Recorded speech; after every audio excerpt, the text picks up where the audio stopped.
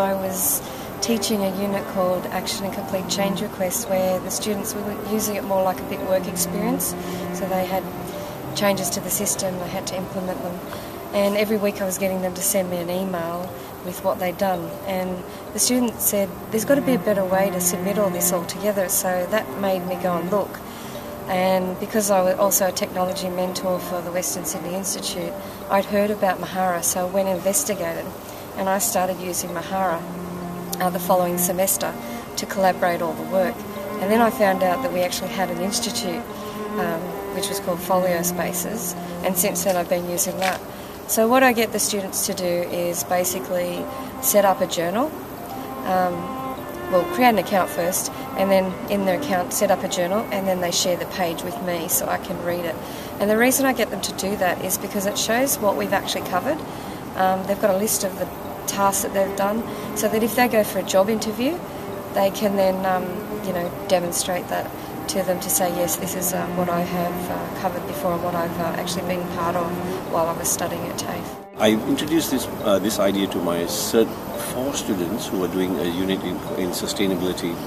They then, were giving me work like week by week. They would do an activity and email that activity to me, and then filling up my mailbox.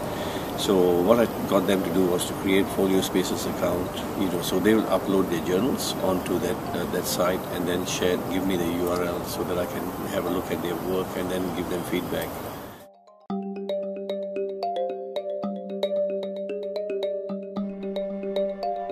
Well, I just think it's a central place for the students to put the work that they've achieved. So I've only started just using the journal, and I look to expand next semester, put assessments up there as well, so they can submit the change request forms as well. And also, because it's got the resume part built in, we can refer them for their prospective employer to have a look at that, and they can send a link and they can share it that way, so it gets them ready for work, because that's the whole purpose of what we're trying to train for.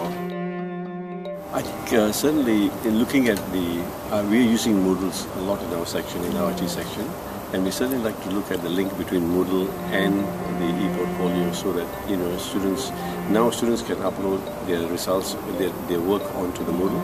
We'd like to see that link between Moodle to the ePortfolio so that there's no duplication, and it's sort of like it's an ongoing process, like a student finishing Cert 3, finishing Cert 4, Cert 5, and then going on from there. We'll have a complete record, which would be which can forward them electronically.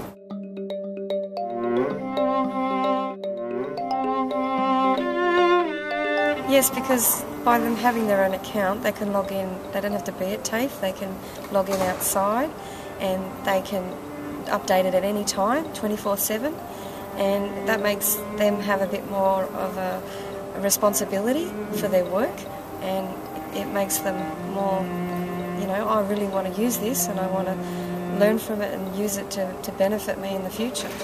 I think having control of their own learning, they uploading stuff, as they go along with their learning on the Moodle, I think certainly it sort of gives them better control, as Piero says. And number two, I think you're not losing information. Previously, students come back to me and say, well, look, either my hard drive has been stolen, or my dog ate my USB stick. That sort of excuse now won't be there, because it's sort of like in a central area, and then teachers can access that information.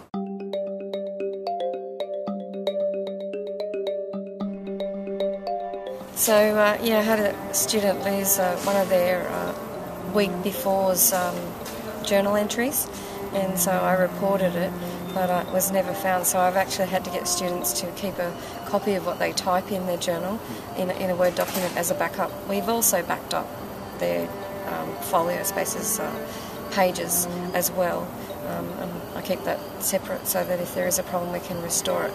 So they're the main issues that I've had, because I've mainly been using the journal and the text and the sharing of the page.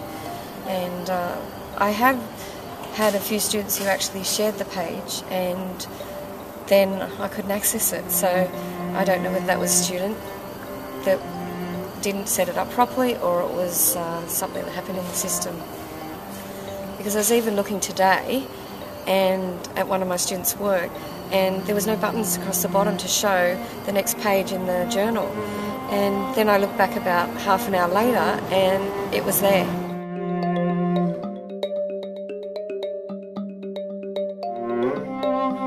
The ELF program is a professional development program which we offer to teachers and other staff within WSI, the Western Sydney Institute of TAFE, and it's a program that is mapped to a unit from the Training and Education package. It's the TAE 501A, Facilitate e-Learning.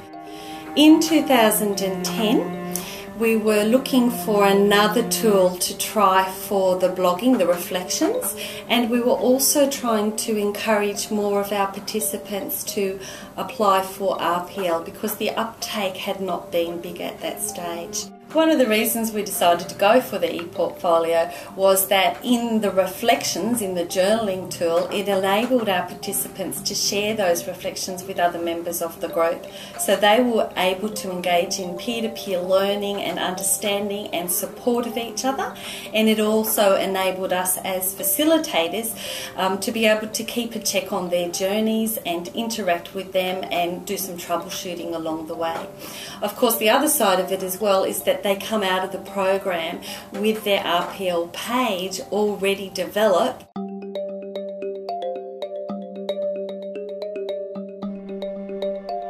One of the things we do is obviously check those regular reflections. So we will give them feedback on those reflections very early on. We've made sure that they've been able to make a post to the reflections before they leave.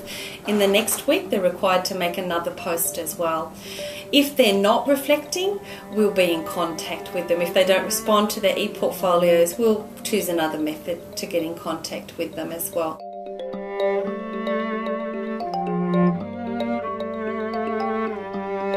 The costs are quite minimal because Western Sydney Institute has paid for an institution on folio spaces. There's no other cost to the ELF program as such.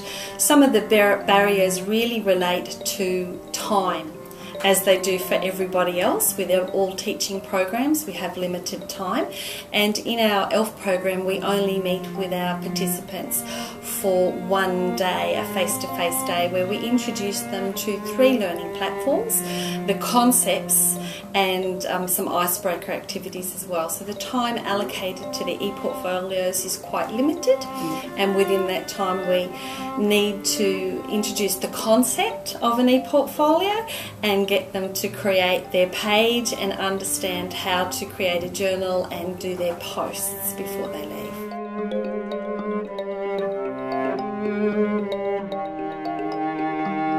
At the end of the program, we ask the participants to complete an end of course survey, and from that we find out how they feel about using all of the platforms, but particularly the ePortfolio. We have a couple of our graduates who've gone on to looking at implementing or starting to implement ePortfolios in their teaching practices, and there's just a different feel about it amongst the ELF participants at the moment.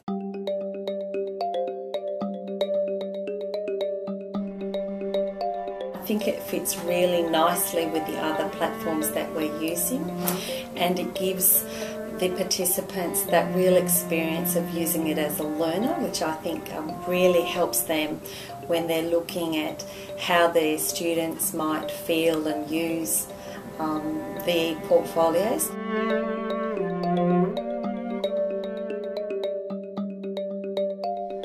My very first and top tip would really be to provide them, the new teachers or the people learning to use ePortfolios, with an opportunity to experience it as a learner first, so that they develop the concepts and the understanding and they have some practice for themselves. So that's my first tip. My second tip would be about creating those train the trainer kind of session plans and being very clear about what it is that you think or the teachers might want to get out of the training, so that they can go away and start to implement them in their own teaching practices. You probably need to provide them with some help to do that. So have some conversations, maybe direct a session around their actual needs rather than a very generic session. And my last tip would really be to have fun and to perhaps let some passion show, because I think that when people see that, it creates enthusiasm, and with that sense of enthusiasm it might drive them to go away and spend some time playing, which is really important.